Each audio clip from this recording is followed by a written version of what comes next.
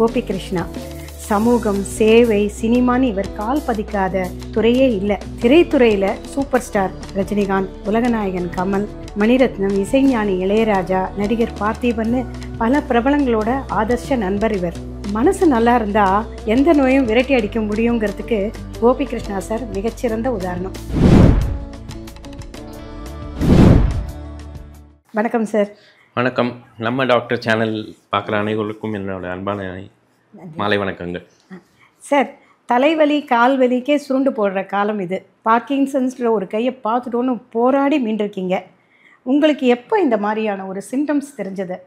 இது கொஞ்சம் பின்னோக்கி போகணும். நம்ம 2015 தான் ஃபஸ்ட்டு என்னை டயக்னைஸ் பண்ணாங்க.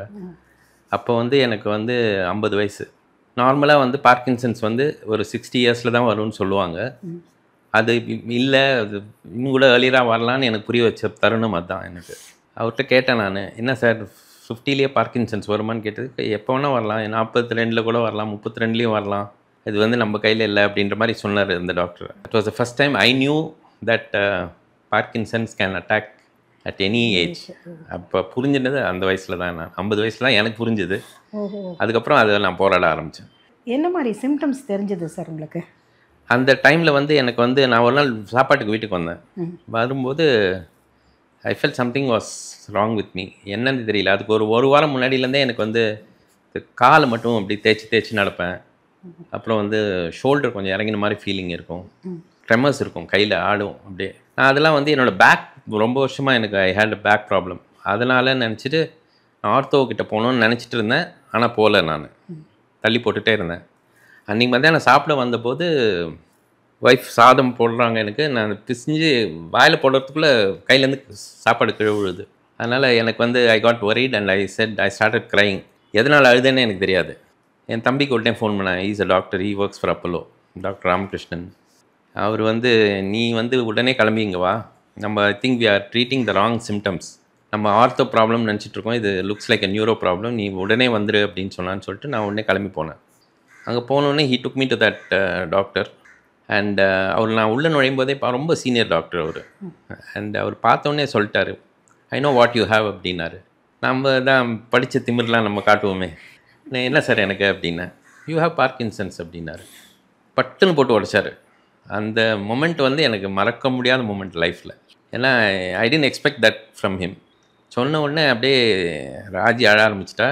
நான் என்ன பண்ணுறதுன்னு தெரியாமல் முடிச்சுட்டு ஐ யூ ஷுவர்னு கேட்டேன். அப்போ கூட அவர் I am sure, if you are not sure we can go for all the டெஸ்ட்டுன்னு எல்லா டெஸ்ட்டும் எழுதி கொடுத்தாரு. எம்ஆர்ஐ, ஸ்கேனு, எக்ஸ்ரே எல்லாம் எடுத்தார். ஒரு 2 நாள் கழிச்சு திருப்பி அதே ரிப்போர்ட்டோடு போனேன். அப்படி பார்த்துட்டு I told you you have Parkinson's, அதே தான் இங்கே ரிஃப்ளெக்ட் ஆகிருக்கு அப்படின்னாரு. அது second moment for me to know what life is all about. இது ஆக்சுவலாக மரபணு ஜெனட்டிக்காக தான் வரும்னு கேள்விப்பட்டோம். இல்லை, அதெல்லாம் தாண்டி ஜெனட்டிக் மரபணுன்னு இல்லைனாலும் சில சூழல் அந்த மாதிரியா இருக்கிறதுக்கு வரதுக்கு வாய்ப்பு இருக்குது. உங்களுக்கு ஏதாவது முன்கூட்டி வந்திருக்கா? உங்கள் ஃபேமிலியில் யாருக்காவது இருந்திருக்காது? நம்ம இதை நான் இக்னோர் தான் பண்ணியிருக்கோம்னு நினைக்கிறேன். நம்ம அந்த காலத்தில் சரியான ட்ரீட்மெண்ட் மெத்தட்ஸ் நமக்கு தெரியாமல் இருந்ததுனால யாருக்குன்னா கை காலெலாம் ஆடிச்சுன்னா நம்மளா நரம்பு தளர்ச்சி, வயசான காலத்தில் ஏதோ இதுன்னு சொல்லிவிட்டு நம்ம அவங்கள ஒரு கிளாஸிஃபை பண்ணி அவங்கள உட்கார வச்சோம். இப்போ லுக்கிங் பேக் அட் திங்ஸ், எங்கள் அப்பாக்கே அது இருந்திருக்கோன்னு எனக்கு ஒரு டவுட் இருக்குது. ஏன்னா இப்போ நான் நடக்கிற விதம், நான் ஸ்லோவான விதம் எல்லாம் நான் பார்த்ததுக்கப்புறம் எங்கள் அப்பாவுக்கு இருந்திருக்குன்னு நான் நினைக்கிறேன். இருந்திருக்கலாம். I am not sure about it. DNA வரைக்கும் நான் போகல. அவரோட டெய்லி ஆக்டிவிட்டீஸ் பார்த்து நான் சொல்கிறேன். நான் எதனால் வந்ததுன்னு இதுக்கு காரணம் இது வரைக்கும் இன்னும் medically there is no proven இதுன்னு சொல்கிறாங்க. But I fought with the medication that is available. Sir, நீங்கள் நிறைய ப்ரோக்ராம் போயிருக்கீங்க, நிறைய பண்ணியிருக்கீங்க, ஈவெண்ட் எல்லாம். அந்த மாதிரி டயத்தில் ஏதாவது இன்சிடெண்ட் நடந்திருக்கா உங்களுக்கு? இந்த மாதிரியான ஒரு பிரச்சனை தெரிஞ்சிருக்கு? நிறைய நடந்திருக்குங்க. அதாவது எப்படி சொல்கிறது, நான் எதிர்பார்க்காத நேரத்தில் இந்த ட்ரெமர்ஸ்லாம் வரும். அது ரொம்ப ஃப்ரஸ்ட்ரேட்டிங்காக இருக்கும் எனக்கு. அதாவது நம்ம ஒரு வேலைக்குன்னு போகும்போது அந்த வேலையை தடைப்படுத்துகிற மாதிரி ஒரு விஷயம் நடந்ததுன்னா எவ்வளோ அப்செட் ஆகுமோ அதெல்லாம் நடந்திருக்கு எனக்கு. ஒரு எஸ்பிபி ஷோவில் நடந்திருக்கு, ஒரு இளையராஜா ஷோவில் நடந்திருக்கு. அதெல்லாம் யாருக்கும் புரியாது. என்னமோ இவனே நொண்டி நடக்கிறான், இவன் எதுக்கு இவன் கால் இப்படி தேய்ச்சி நடக்கிறான், அப்படி தான் யோசிப்பாங்களே தவிர what I go through internally nobody will understand. வெளியில் பார்த்தா தெரியாது நமக்கு இந்த நோய் தான் அப்படிங்கிறது யாராலையும் கண்டுபிடிக்க முடியாதுங்க. அதாவது ஒரு வாட்டி மேடையில் ஒன்று சொல்லியிருந்திருக்கீங்கல்ல சார், கை ஆடுறது. ஆமாம், ஒரு வாட்டி மேடையில் நீங்கள் நடந்து பார்த்துட்டு சொன்ன அந்த இன்சிடென்ட். இல்லை நான் என்ன பண்ணுவேன்னா, இப்போ நிறைய மோட்டிவேஷனல் கிளாஸஸ் எடுக்கிறேன் நான், சரி. காலேஜஸ்க்கெலாம் போயிட்டேன்.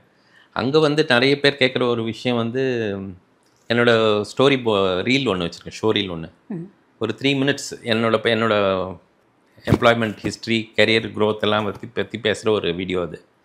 அது வந்து ஒரு 3.5 minutes ஓடும்.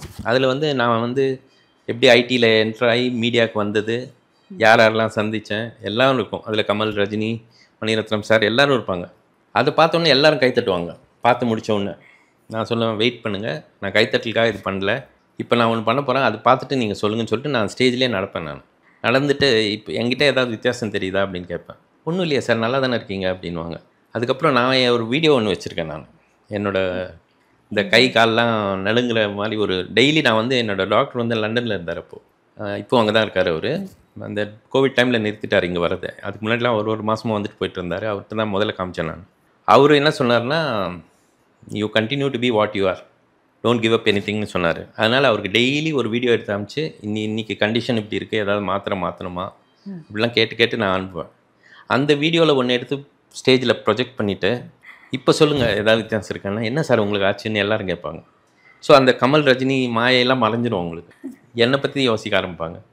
அப்போ நான் சொல்லுவேன், நான் வந்து 10-12 வருஷமாக இந்த டிசீஸில் ஐம் சஃபரிங். அது வந்து இட்ஸ் நாட் ஈஸி. அதனோட உண்மையான தாக்கம் எனக்கு மட்டும்தான் தெரியும், வேறு யாருக்கும் தெரியாது. பார்க்குறவங்களாம் வந்து நல்லா தானே இருக்கான், அவனுக்கு என்ன அப்படின்ட்டு போயிடுவாங்க. உள்ளுக்குள்ளே எவ்வளோ சஃபர் பண்ணுறேன்றது எனக்கு மட்டும்தான் தெரியும். அது மட்டும் ஒரு புதைந்த ரகசியமாகவே இருக்கணும்னு நானும் விட்டுட்டேன். இந்த நடுக்கம், பதட்டம் தாண்டி இது நமக்கு உள்ளுக்குள்ளே என்ன மாதிரியான பாதிப்பு இருக்கும் சார்? நர்வ்ஸ் ப்ராப்ளம் தான், உங்களுக்கு வேறு என்ன மாதிரியான பிரச்சனைகள் இருக்கும் இதில்? I went to the extent of committing suicide once. அந்த மாதிரி ஒரு ஸ்டேஜுக்கு கொண்டு போயிடுச்சு. அது வந்து அந்த ஒரு 20 minutes தான் அந்த சிம்டம்ஸ் இருந்தது எனக்கு, suicidal syndrome. But I was able to recover from that immediately. And next டேவே டாக்டர்கிட்ட போய் பேசினேன். ஏன் உனக்கு அப்படிலாம் தோணுது அப்படின்னாரு. இல்லை டாக்டர், எனக்கு வந்து என்னை பார்க்க வரவங்களாம் நான் பேசுகிற கண்டென்ட்டை விட்டுறாங்க, என் கை கால் எப்படி ஆடுறதுன்னு தான் பார்த்துட்ருக்காங்க, அதே தான் பார்த்துட்ருக்காங்க அப்படின்னு சொன்னேன். அதுக்கு வந்து அவரோட ரியாக்ஷன் வாஸ், உனக்கு தலைவலின்னா என்ன சொல்லுவேன், யாருன்னா கேட்டால் தலைவலின்னு சொல்லுவேல்ல, வயிற்று வலின்னா என்ன சொல்லுவேன், வயிற்று வலின்னு சொல்லுவேன். அது மாதிரி பார்க்கின்சன்ஸ்னால் பார்க்கின்சன்ஸ் சொல்லு, நாளையிலேருந்து யாருக்கு பார்த்தாலும் சொல்லிவிடு பார்க்கின்சன்ஸ்னு, சரியாயிடும் உனக்கு அப்படின்னாரு. It work like magic for me. அடுத்த நாள் யாரும் வந்தோடனே நான் சொன்னது, பாருங்கள் எனக்கு பார்க்கின்சன்ஸ்னு ஒரு டிசீஸ் இருக்குது, கை கால்லாம் இப்படி ஆடிட்டே இருக்கும் அப்பப்போ. அது நீங்கள் அதை நோட் பண்ண ஆரம்பிச்சிங்கன்னா நீங்கள் அதே தான் நோட் பண்ணிகிட்டு இருப்பீங்க. அதனால் நான் இப்போ முதலே உங்ககிட்ட சொல்லிடுறேன், எனக்கு பார்க்கின்சன்ஸ் இருக்குதுன்னு சொன்னேன். உடனே என்னோடய வலியெல்லாம் இங்கே இறங்கி அவருக்கு ட்ரான்ஸ்ஃபர் ஆகிடுச்சு. அவர் என்னை பற்றி பரிதாபப்பட ஆரம்பிச்சிட்டாரு. அதுதான், that is the magic for my. பெரிய விஷயம். அதுவும் தன்னோட ஒரு நோயை வெளியில் சொல்லிக்கிறதுக்கே கூச்சப்படுற காலத்தில் பரவாயில்ல, இதுவே உங்களுக்கு ஒரு மருந்தாகவே ஆயிருக்கு இல்லையா? அப்சல்யூட்லி. இப்போ நான் ரீசெண்டாக பண்ண சர்ஜரிக்காக தான் இந்த மொட்டையெல்லாம் அடிச்சிட்டேன் நான். அப்போ வந்து one of the things I told myself was, talk about it more frequently. Doctor கேட்டேன், நான் நிறைய பேசலாமா சார் இதை பற்றி? தாராளமாக பேசுங்க, எங்களுக்கு பெரிய ஒரு அட்வான்டேஜ், நாங்கள் போய் கன்வின்ஸ் பண்ணுவோன்னா நீங்களே கன்வின்ஸ் பண்ணிடுவீங்க அப்படின்னாரு. அது was really a good moment for me. நல்ல தூக்கம்லாம் வருமா டாக்டர்? தூக்கம் கொஞ்சம் இனிஷியல் ஸ்டேஜஸில் கொஞ்சம் கஷ்டமாக இருந்தது. அப்புறம் வந்து என் பிரதரே ஒரு ஸ்லீப் ஸ்பெஷலிஸ்ட்ன்றதுனால அந்த சிபேப்லாம் கொடுத்து இப்போ நல்லா தூங்குறேன் நான். இதுக்குன்னு ஏதாவது உணவு முறைன்னு எழுதி கொடுத்துருக்காங்களா உங்களுக்கு? இதை தான் சாப்பிடணும், இது சாப்பிடக்கூடாது, அந்த மாதிரி எதுவும்? அதெல்லாம் ஒன்றுமே இல்லை மேடம், அதெல்லாம் கிடையாது, ஒரு ரெஸ்ட்ரிக்ஷன் கிடையாது. ஆனால் எக்ஸசைஸ் இருக்குது, எக்ஸசைஸ்லாம் அதில் ஸ்டாண்டர்டாக பண்ணணும். எதை நீங்கள் பண்ணியிருந்தாலும் அதை நிறுத்தாதீங்கன்னு சொல்கிறாரு doctors. That is only advice they give me. நீங்கள் கார் ஓட்டுறீங்களா, continue to drive the car. Cycle ஓட்டுறீங்களா, ஓட்டுங்க. எதையுமே பண்ணிட்டு இருந்த காரியத்தை நிறுத்தாதீங்கன்னு சொல்லுவாங்க. அது மட்டும்தான் நான் ஃபாலோ பண்ணுறேன். என்ன டாக்டர் உங்களுக்கு பார்த்து நீங்கள் ட்ரீட்மெண்ட் எடுத்துக்கிறது, இப்போ ஃபஸ்ட் ஸ்டெப்பு, செகண்ட் ஸ்டெப்புன்னு இருக்கும், இப்போ வரைக்கும் இந்த 10 வருஷத்தில் என்ன மாதிரியான ஃபீல் இருக்குது உங்களுக்கு? மீண்டு வந்த ஒரு இது இருக்கா? முதல் 3 வருஷம் ரொம்ப ரொம்ப கஷ்டமாக இருந்தது மேடம் எனக்கு. I should admit that everything was difficult for me. ஏன்னா நான் குளிக்க போனேன்னா முன்னாடிலாம் 10 நிமிஷத்தில் குளிச்சுட்டு வெளில வந்துடுவேன். அந்த பீரியடில் வந்து it will take about 1.5 hours for me. ஏன்னா அவ்வளோ ஸ்லோ ஆகிடும் உடம்பு. மார்னிங்ஸில் இருந்து குளிச்சுட்டு டவலை வச்சு தொடச்சிட்டு ட்ரெஸ் பண்ணிக்கிறதுக்குள்ளே எனக்கு போதும்னு ஆகிடும். சில சமயம் ஒய்ஃபை கூப்பிட்டு எனக்கு பேண்ட்டு ஷர்ட்லாம் போட்டு விடுன்னு சொல்கிற அளவுக்கு இதுவாக இருந்தது. But over period of time I was trying to get over that and I was trying to be as self independent as possible. அது that was the challenge for me. அல்ல, அதாவது நீங்களே இப்போ எங்களோட வேலைகளை செஞ்சுக்க முடியும். இந்த ஒரு வாரத்தை இப்போ எனக்கு போன வாரம் தான் சர்ஜரி நடந்தது. பை த வே, என்ன சொல்கிறது, இங்கே பேஸ் மேக்கர் வைக்கிறாங்களா ஹார்ட்டுக்கு, அந்த மாதிரி பிரெயினுக்கு ஒரு ஸ்பேஸ் மேக்கர் மாதிரி இங்கே வச்சுருக்காங்க. அது இன்னும் இனிஷியேட்டே பண்ணல. இன்னும் அது உள்ளே வச்சு உள்ள சிஸ்டம்குள்ளே இருக்குது. அடுத்த வாரம் தான் எனக்கு இனிஷியேட் பண்ண போகிறாங்க. அது பிரெயினுக்கு கனெக்ட் ஆகிருக்கு.